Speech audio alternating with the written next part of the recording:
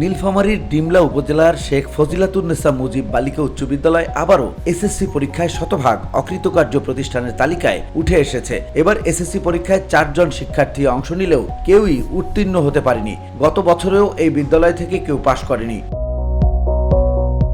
উপজেলা মাধ্যমিক শিক্ষা অফিস সূত্রে জানা গেছে 1999 সালে ডিমলা সদর ইউনিয়নের বাবুরহাট এলাকায় বিদ্যালয়টি প্রতিষ্ঠিত হয়। তবে দীর্ঘদিন পেরিয়ে গেলেও এটি এখনো এমপিওভুক্ত হয়নি। বর্তমানে বিদ্যালয়ে 12 জন শিক্ষক ও 3 জন কর্মচারী কর্মরত আছেন।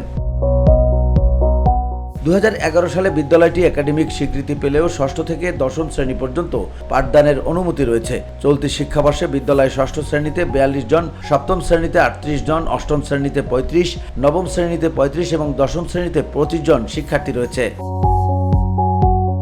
স্থানীয়দের অভিযোগ, বিদ্যালয়টি বেশিরভাগ সময় বন্ধ থাকে। শিক্ষক কর্মচারীদের উপস্থিতিও অনিয়মিত। শিক্ষার্থীদের ক্লাসে উপস্থিতি নেই বললেই চলে।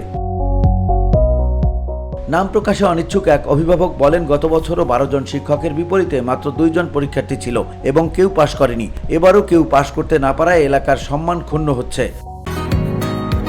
বসুন্ধরা, উত্তরা, বনশ্রী, কুড়িল ও বাড্ডা সহ রাজধানীর বিভিন্ন স্থানে অভিজাত ও অত্যাধুনিক মানের ফ্ল্যাট কেনার এক নির্ভরযোগ্য প্রতিষ্ঠান প্লেজেন্ট প্রপার্টিজ লিমিটেড।